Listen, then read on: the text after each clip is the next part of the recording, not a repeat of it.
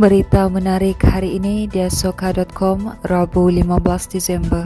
Seperti biasanya, kita mulakan berita menarik hari ini dengan perkembangan COVID-19 di Sabah, di mana satu lagi kluster baru COVID-19 direkodkan di Sabah hari ini, membabitkan jangkitan di tempat kerja dengan sebanyak 20 kes dilaporkan setakat ini.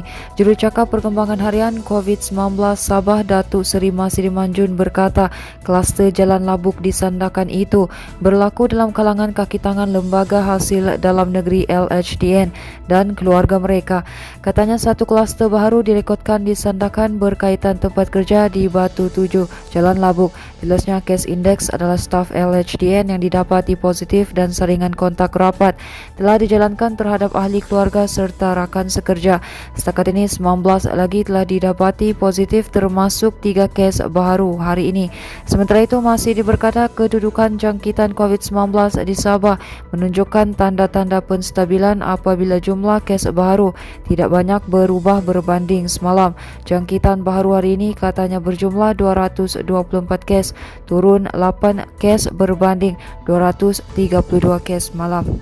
Sementara itu, Kerajaan Negeri menyifatkan kelulusan rang Undang-Undang RUU Pindaan Perlembagaan Persekutuan 2021 di Parlimen semalam akan membuka jalan kepada pemulihan sepenuhnya Perjanjian Malaysia 1963. Ketua Menteri Datuk Seri Haji Jinor berkata ia adalah detik penting dalam sejarah negara, terutama apabila ia diluluskan sebulat suara oleh ahli parlimen. Haji Ji menambah dengan pelaksanaan asas MA 63, langkah kini boleh diambil untuk bergerak lebih jauh ke hadapan bagi memulihkan hak Sabah dalam Persekutuan Malaysia. Beliau turut mengulangi bahawa MK MA 63 penting kerana ia adalah manifestasi kerajaan hari ini untuk duduk bersama bagi menyelesaikan isu berkaitan sebagai satu keluarga Malaysia. Semalam RUU Pindaan Perlembagaan Persekutuan 2021 yang dibentangkan Menteri di Jabatan Perdana Menteri, Parlimen dan Undang-Undang Datuk Seri Dr. Wan Junaidi Tuanku Jaafar diluluskan sebulat suara ahli parlimen melalui undian belah bahagi pada bacaan kedua dan ketiga.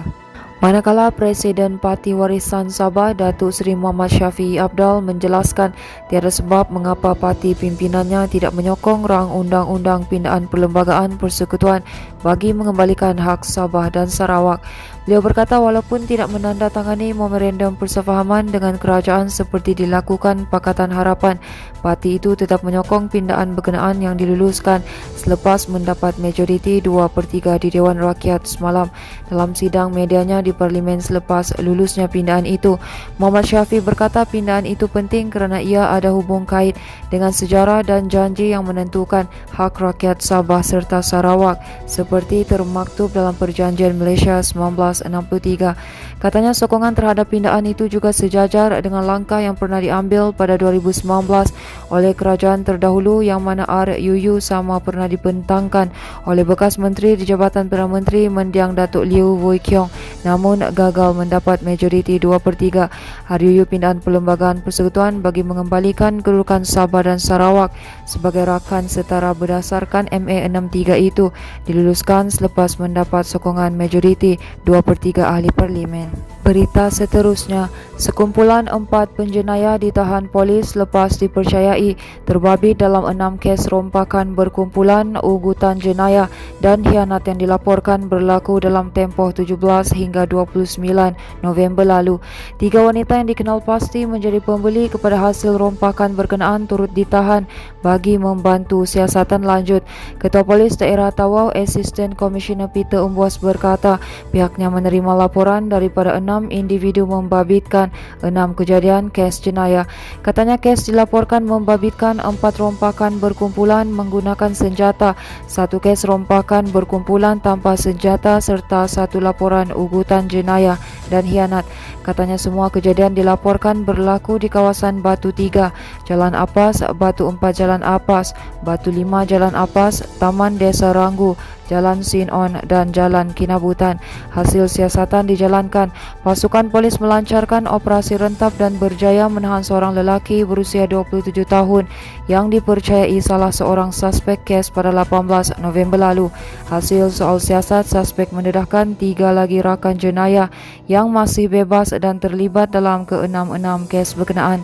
Peter berkata ketiga-tiga suspek berusia 22 hingga 39 tahun kemudiannya berjaya ditahan 2 Disember lalu di Kampung Sri Aman di Batu 3 Jalan Apas Tawau. Katanya hasil pemeriksaan, pasukan polis turut berjaya merampas pelbagai senjata seperti parang dan pisau serta beberapa barangan berharga hasil rompakan kumpulan berkenaan. Baiklah, ini merupakan berita terakhir dari kami, di mana sistem perparitan di Silam digesa supaya dibaiki segera supaya dapat berfungsi dengan baik sekaligus mengelak daripada berlakunya banjir kilat di kawasan itu. Gesaan itu dibuat oleh Gerakan Pertubuhan Bukan Kerajaan NGO selepas menerima aduan berhubung keadaan banjir yang berlaku di kawasan Silam Lahad Datu pada malam Isnin lalu.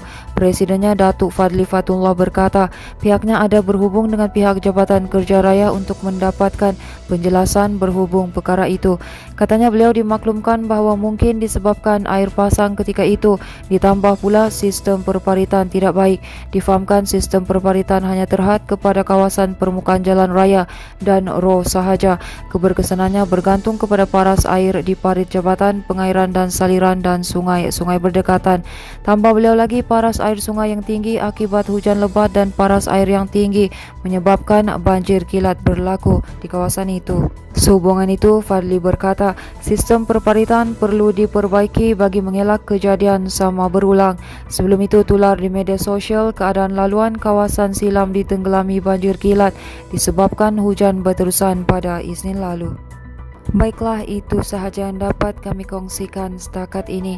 Teruskan bersama kami untuk mendapatkan berita komprehensif hanya di diasoka.com.